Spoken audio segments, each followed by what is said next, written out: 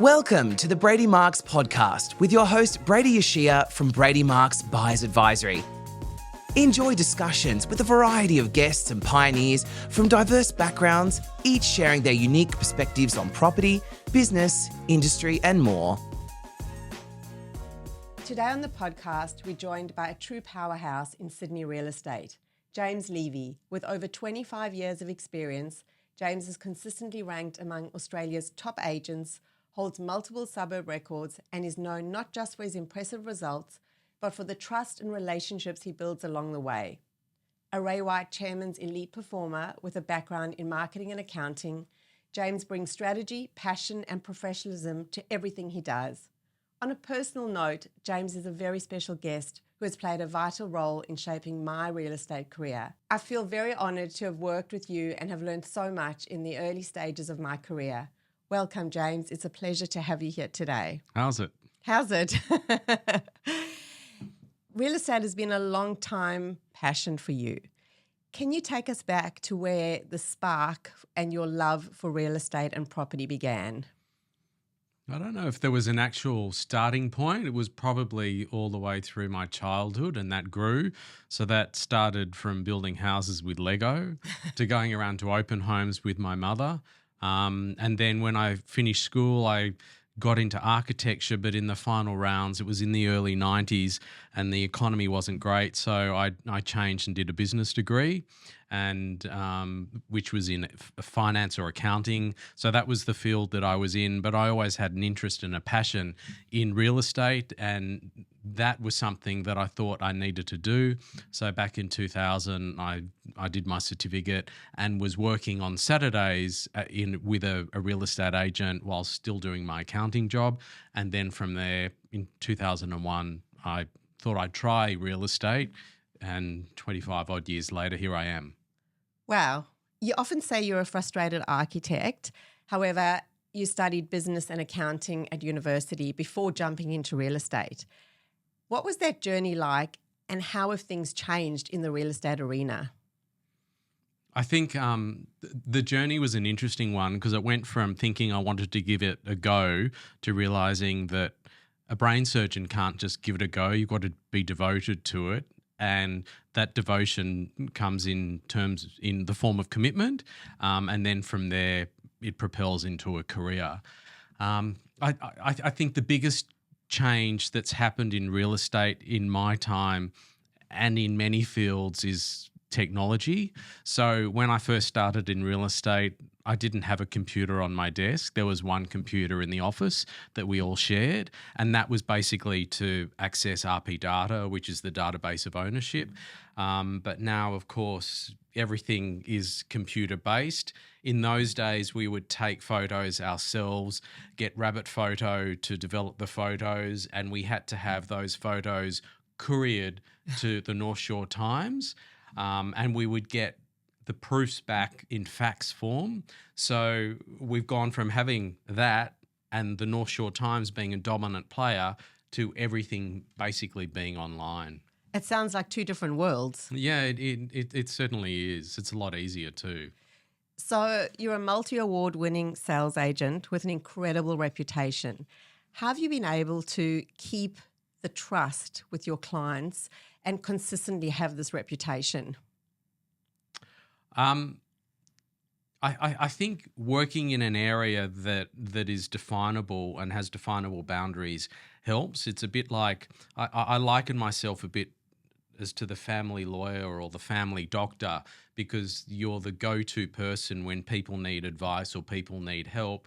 And by doing that, it's not that often people might think that a real estate agent will only give advice if they're getting business from that advice. But that comes in time. I think if you enjoy what you do and you maintain that integrity, that trust develops from that, and people just gravitate because that's the reputation and that's what they know. Yeah. That's the way they know you carry your business out. Integrity is such a big thing to have in this industry, and your reputation will always get you the next listing and keep you at the forefront of potential vendors. So I think that you've done an exceptional job There's Thank lots you. of Although it doesn't always get you the next listing, because as much as we or people like me can be honest, it doesn't always get you the business. But I think you can't compromise your own beliefs, because then you're not doing business the way you want to do it. And being true to yourself. That's right. And that gives you longevity. It's very easy to go in and tell a buyer or a seller what they want to hear. But if you're telling them what they want to hear, that's not going to get them the results. It isn't. And I learned a phrase some time ago whereby it's you don't get paid for being right. But if you do business in any field where you're not compromising, then you can sleep straight in bed. And they're probably the values that you can't replicate and don't come easy, but it's that provides the longevity in the way that you want to do it. Love that. We all know real estate is like a roller coaster ride. Sometimes we're up, sometimes we're down. Can you look back on your career and share a moment that is very memorable and one that was quite challenging? I think there are many memorable events, whether they be positive or whether they be negative, but probably the two times in real estate that stand out the most for various reasons is the GFC, and then followed by that, of course, the two COVID lockdowns. And I think that the reasons they stand out the most were the external factors that we had no control over, that we had to quickly adapt to. But certainly in those times, that's a mini roller coaster in itself, because in the GFC, people were going through a lot of heartache, but there were still people that would transact and needed to buy, but it was trying to problem solve and establish who those buyers were. And when you found that type of buyer, you didn't let go. And just as much as the two lockdowns, the first one for me wasn't great. I probably thought the world was ending and didn't do much. But the second one was just a powerhouse. And I think that's proof of your mindset again, is the for me, it can be the catalyst for not going so well, but the catalyst for going well as well. It's your own worst enemy. Wow. I remember the GFC because that's when I started in real estate. And I think it was the best time to learn, because when you come into this arena and you learn when it's easy, when things get tough, you think, oh my goodness, what's happening? So these type of events certainly shape you into being a very professional and experienced agent. They do. And I think that experience, as you say, comes from those times. And that when the market's buoyant, we say that, you're basically order takers. So you can stand at the door and just provide tickets, and if they want to buy a house, join a queue. But when it's, and anyone can do it, but when it's difficult, it does set you apart from the rest, and you learn to set that up as an opportunity, as opposed to, dwelling on it and becoming a victim to that time. You started as a one-man band and now have a very successful team. For someone looking to make the transition from being a standalone agent to growing a team, what would your best piece of advice be? Probably two bits of advice is to start your team before you think you need it, because by the time you need it, you're so overloaded yourself that you can't train the person well enough. And that's hard to predict, but you can see that progress happening. But the other thing is, when you're hiring the people, you have to go with your gut feel, because if you don't feel it's right, don't take that person for the sake of it. But at the same time, there's never going to be there have been times where there has been the perfect person there, but not always is that the case, and not everyone's always that lucky. But I think you go with your gut feel, because you either know somebody's gelling or not, but typically that person's not always going to fit exactly what you want. But sometimes you don't know what you want either, and that the role grows organically into the team, where you feel you thought you could offhand or provide jobs for that person a particular way, but that grows in its own way when that person comes on board. I think that's awesome advice. And Agreed. You've always got to listen to your gut. It's not going to let you down. Affordability is a hot topic at the moment, and there's lots of buyers sitting on the fence, particularly first-home buyers wanting to get into the market. What's your take on where property prices are at now and what one should be doing if they are thinking of entering the market? Obviously, I don't have a crystal ball, and nobody has a crystal ball, but if people are looking at getting into the market, I'd be looking at any way they can get into the market. Often I think people are too fixated on a particular suburb or a particular area, but once you're in the market, it's easier to then improve or accumulate your assets. So they may think, that they want to be perhaps in Mossman or some particular area because that's where friends are or family is. But there's no problem with buying in perhaps the Central Coast because there may be more growth, it may be more affordable. You've got the equity in that property, you can then springboard and buy another. So I've seen people wait too long because they don't like any of the properties that they've been looking at in the way that they've overanalyzed and the market's got ahead of themselves. So you need to draw a line and see you've got to buy by a particular time and accept the market for what it is. I think it's very hard when people are trying to get into the market and they're looking at a very broad area because it's very hard to narrow it down. You need to narrow down and you need to look at a smaller area, otherwise you'll never end up buying. Yeah, and you've got to run your own race. You do. Talking about crystal balls, I mean, none of us know what the future holds, but what would you say where we headed in terms of Sydney property prices over the next 6 to 12 months? And I might say to the audience, we're at the end of April now. I think it'll be all over the place, and I think the frustrating thing in the market is that at the moment there's no rhyme nor reason, and I feel that will probably continue. Even with interest rate decreases, that can be looked at positively, can be looked at negatively. You can look at the media and they can be having conflicting articles in the same publication. But ultimately, people will need to live somewhere. If it becomes more affordable, then there's going to be more demand. But that's all symptomatic too of whether there's the supply there. So I think it'll be up and down, and there could be micro markets throughout Sydney that one market's up, one market's down. Yeah, I tend to agree with you on that. Rent vesting is a very big topic. For first-time investors looking to buy their first investment property, quite often they don't seek advice from anyone. What have you seen over the years as being the biggest mistake for first-time investors?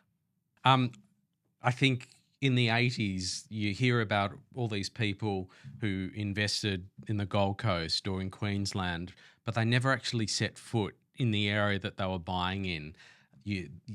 Now people are looking at investing all over Australia, but you have to have an understanding and you have to physically go to the area that you're looking to invest in, because you will get a feel whether you think it works or not. And the great way you can do that is thinking, can I live here myself? Now, whilst you may be wanting a 3-bedroom property and you think you can't live in a 1-bedroom apartment, there are 1-bedroom apartments that are very comfortable, and you have to reduce your expectations of thinking of size-wise. But if it's a 1-bedroom apartment, it's still got a balcony, it's walk to cafes, that's what you like. I think if you feel you can live in it, then that's a good way of judging whether it is a good investment. But of foremost importance is that you physically go and look at that property and the area that it's surrounding. So as a buyer's agent, I always say to clients that are looking to buy investment properties, if they couldn't live in that property, how could they expect a tenant to live there? That's 100%. More people should be buying through you. Absolutely. So I know when we worked together, we had lots of funny moments. We won't talk about the keys. Me and keys didn't go down very well. The ambulance. Yes. Doors. And the list goes on. So what has been the funniest moment in your career? Oh, there are lots of them, but one particular time I was standing at a property with my first assistant, and at the time she was just 2 or 3 days a week school hours. She was coming back into the workforce and was standing at an open home, and the home was tenanted, but the property was a knockdown property, so we didn't need to go into it. And the driveway was on a very slight gradient, not great. But for some reason, I tripped over and I proceeded to roll down it. And to this day, she still cries with laughter every time she thinks about it. And that was about 22, 23 years ago. I'm sure you will never live that one down. It is a funny story. Resilience is so important in our industry, especially during challenging times. How do you get through tough times and still stay at the top of your game? I don't think resilience ever gets any better, but you probably put it into perspective. I think everyone has feelings, and those feelings can be dented one way or the other just by how your mindset was when you got out of bed that day. But I think for me to put it into perspective and think that I still go home at night. I have a roof over my head. I have friends. I have family. You probably learn to put that perspective in place more as you go along. And whether that's a form of maturity or age, I don't know. But it's that balance. And I think that helps with resilience. Yeah, so it's the mindset. Yeah. So success means different things to different people. How would you define success? And what has been the key to your success? Yeah, success, as you say, can mean different things, whether it's something that's tangible or whether it's not tangible. It probably is measured more on goals. And again, those goals could be tangible or non-tangible. And it depends on the person. So I think probably for me, there are various ways it could be measured, but to be doing business the way that I want to do it in a way that has that integrity that we talked about is important, because I haven't had to change what's true to me in terms of how you deal with how you deal with people. You're building that relationship, and you're not cutting, or I'm not cutting corners, and I can do it in a way that I think's honourable and maintain that. Have you had any mentors that have made a mark on your life? Oh, it's not that I read self-help books and focus on that. At various times I have done public speaking on being an agent or what's important, or helping people who are starting in the industry. And I basically always follow the thought that you really, I imagine myself as a supreme pizza. It's not a margarita saying you're going to be that particular person, but I take a bit of pepperoni, I take a bit of capsicum and olive.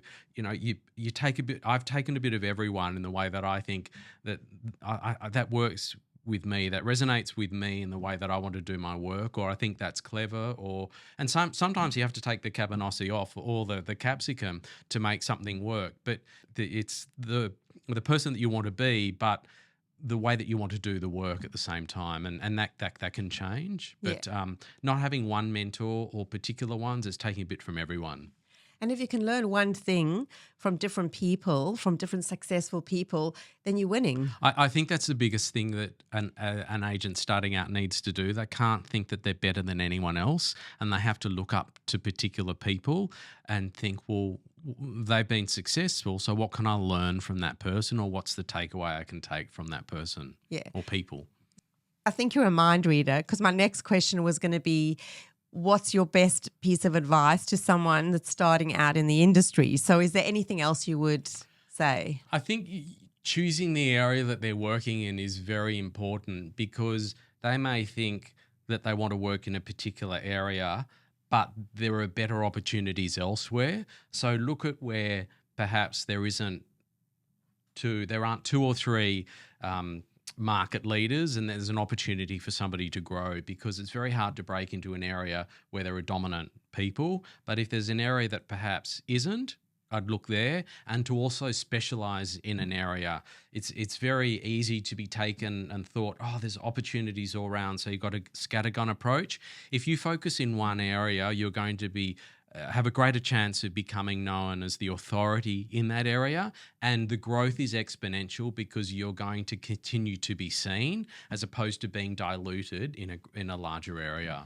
And how long do you think it takes before a new person that has entered the arena gets some traction? I always said it was about 18 months, but with the advent of social media, it may be less now, but somebody starting out cannot think that they're going to be a successful real estate agent in 6 months, although that success depends how it's measured, because success could be measured in terms of just getting 2 listings as opposed to having 6 or 8 on a Saturday. It has to be looked at in a realistic framework, but it needs to be staggered in terms of how they look at what that success and that achievement is. It's really good advice. So throughout your own personal real estate journey, you have done some amazing renovations and built a beautiful home. Along the way, I'm sure there were lessons learned. For someone who's looking to embark on a renovation project or to build a house, is there a lesson or lessons that you learned that you think you should tell the audience? Nothing's perfect. And that there are compromises that you're going to have to make, whether it be on the purchase and or when you're doing the renovation. But if you're looking for perfection, you will never buy a house, you'll never find the house. But I think look at something that other people can't see the beauty or the potential in, and that's what you can turn it into. And you can't time it. No. Yeah. So for somebody that's looking to sell their home, I know that it's always important to make your house look its best as it can be. How important is styling and staging a home? It's probably subjective to the actual property itself, because firstly, what type of property it is and how it's presented now. I think at the end of the day, you've got to look at that property and how it presents as it is compared to the properties that it will be competing with. So if it's a land value property, it may not necessarily need to be styled, but if it's a new build, for instance, or a home that's just been renovated and it doesn't have a lot of furniture or it's empty, it's 100% crucial to style, because you're selling that lifestyle and you're selling that vision. The emotions need to be captured right at the start. You have one opportunity to capture the emotions for that particular home, as opposed to people looking at that home, seeing it empty, but another beautiful home that's been built that's fully styled. What will end up happening is you will sell the other property and not your own because the other one looks better. It's that first that impact, in that initial impact's the most important for emotions. Yeah. So quite often, the first buyer that walks through a home could be the person that buys that property. You're right. In the days where we would write down the names and numbers, I would often go back to see the first person who walked through the door, and it could often be the person who bought the property. So I always say to a vendor when we're setting we have what's called a set to sell meeting, whereby we catch up before the first open home, and I say we do need to look at the buyers, not based on time, but based on the feedback, because often the better buyers do come through the door early on because they're the ones out there waiting for new properties to hit the market. Exactly. So do you think that we'll have a lot more stock coming on in the second half of this year? I'd hope so. I think the inquiry for the second half will be strong, but there's so many different factors at play. Absolutely, yeah. And I didn't bring in the crystal ball, as I said earlier. Next time, please do. So changing the topic a little bit, how does James Levy avoid burnout? I think I've learnt to relax more as time's gone on. In the early stages, it'd be 24/7 real estate, but now it is more of a balance, always being contactable, because for me, I'd rather know what was or wasn't happening rather than wondering what was or wasn't happening. So that in itself avoids burnout because you know what's going on. I've recently probably discovered travel a little more than what I have before, and my old passport where I wasn't recognisable is now up to date. and as much as it's probably still more property related, and I guess if you're doing what you enjoy, it's not sort of work. I do enjoy the renovating, the building, the creating side. So that's an interest in maintaining homes and friendships, entertaining. I think you need to have the interests outside work, because if you don't, you're too focused. And of course, as you talked earlier about the roller coaster, if you dip in the roller coaster and you have nothing else to balance it out, then you're only going to spiral more out of control. So those interests are very important. And probably as you go on, you need to consciously get more interests so that you've got something else to go to when the time arises that you may retire or do something different. But you do need to have that balance. Yeah, balance is very important. Do you have a favourite quote? How's it? I'm going to be doing something a little bit different now, just so that our listeners can get to know you better. I'll be asking a few fast-paced questions. Tell us what comes to mind first. Tea or coffee? Coffee. Beach or mountains? Beach. Early bird or night owl? Early bird. First car, bomb or beauty? Both. Beauty was in the eye of the beholder. Hidden talent, singing or dancing? The most non-talented or least non... Neither. Okay. Dream holiday, Italy or Japan? Italy. Most used app on your phone? Tinder. No. Would you survive a day with or without your phone? Yes or no? No. So finally, for somebody that's looking to either put their house on the market or to enter the property market, what are your 3 takeaways for today? In terms of people looking to come into the market and buy, is set yourself a timeline, understand you're not going to tick every box, and have some knowledge and not look so much in a large geographical area, have it be in a definable area. For those that are looking to sell, to be comfortable with the agent that they choose and to have done their research before selecting that agent from a visual perspective in terms of success or sales, their records, but also perhaps from a reputational perspective, because it's all very well to be taken with all the guff at the start, but that's often the best conversation somebody may have.